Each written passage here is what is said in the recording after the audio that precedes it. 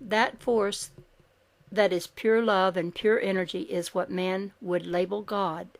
There are many more dimensions that man cannot understand, but can know by the essence of his very being and the true nature of his reality, which is God. There are many isolated energy sources in the invisible that have related to certain energy levels of similar vibration on the earth level. These energy beings and sources have been called God. This is the main problem that man encounters.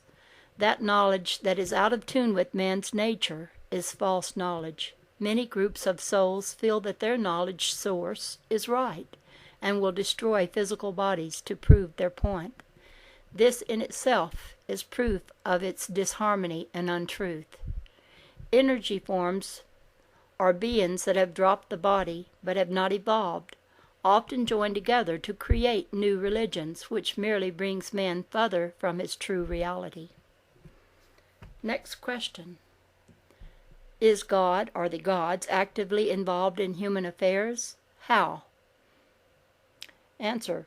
Pure God form is human affairs. False gods are actively involved in human affairs. Next question. Nature of the spirit world. What is the nature of the non-physical spirit world?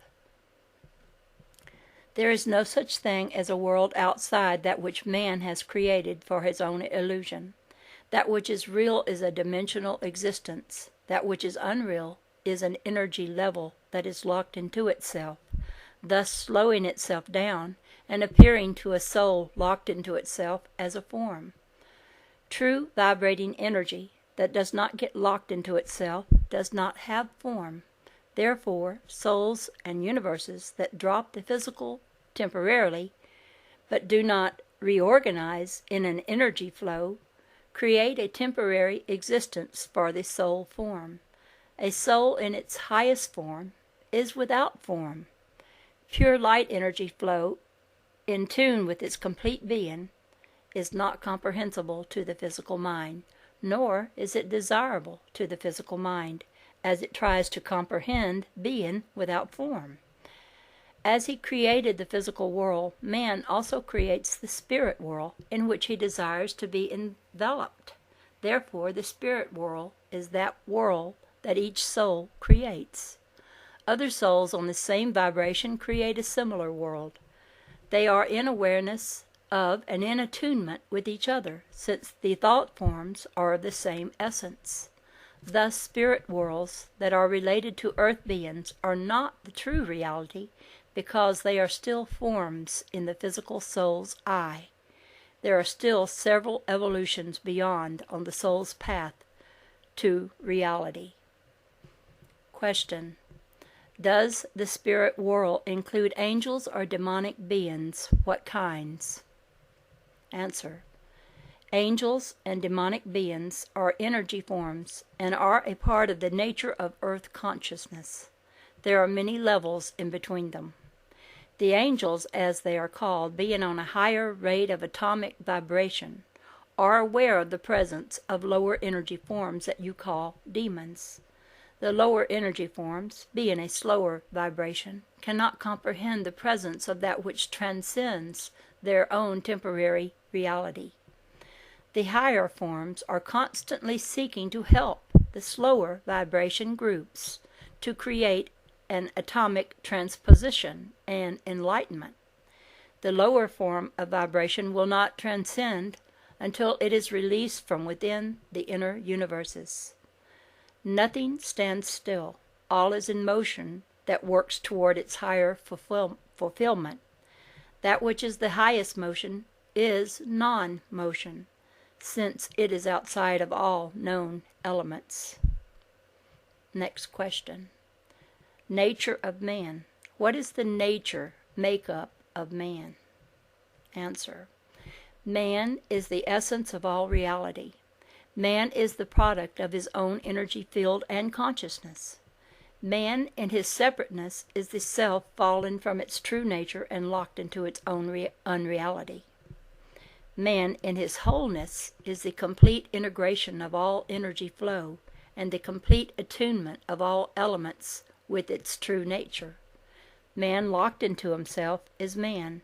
Man released from himself is God. The only reality is the higher self released to return to its own integral consciousness. Question: how was man created, when, and where? The true nature of man is and always was, since the God-man consciousness has no beginning and no end. Man, as the self fallen from itself, created time, and is locked temporarily in this state until he returns to his true reality. Next question: is man's makeup different now from when he was first created? How? Answer: man, locked into a separateness from reality, is the same image and record that plays over and over in tune until he becomes bored with his own self-sufficiency and seeks the higher integration. Next question: is man involved in a cycle of death and rebirth? If so, when does this cycle end? Answer: man is involved in a cycle of death and rebirth as long as he is separated from his reality, which has no beginning and no end. The cycle will end when he realizes that he has created this state of existence to fulfill his own unfulfillment. He will step off the treadmill of time and illusion when he comes into attunement with his pure being. Next question: man's dilemma. What is man's ultimate problem or problems that the religion answers? Answer: there are no problems other than those which man has created for himself in separating from his pure source. There will always be those problems until man returns to his pure source and reality. Suffering is man-made. Suffering is the fire that melts the steel or turns the water into steam. Suffering is that which man has created to temper and prod himself to help work his way back to the true source. Suffering is the fracture of the universes that make up the true nature of the soul, and therefore, in essence, is good, as all that is good. Death and rebirth are the fracture that man created for himself in falling from the flow of his own reality, and will continue until he gets back into the pure flow. Therefore, rebirth and death are good in that they will continue until the soul realizes the unnecessity of this fractured state of existence. All that is good in that it is all unreality working. Let me start that again. All that is good in that it is all unreality working its way through time and form back to its pure state. The earth, as it rotates, is man's treadmill, which will always revolve in the same way under his feet until he realizes that he does not need to be on the earth, which was created in his own fractured state. Next question: way of salvation. How is man's salvation or ultimate happiness achieved? It is achieved through man's attunement with his higher self, and thus attunement with the trillions of molecular universes that make up his being, and exist not in time and space, but in a patterned dimension not understandable to the human mind.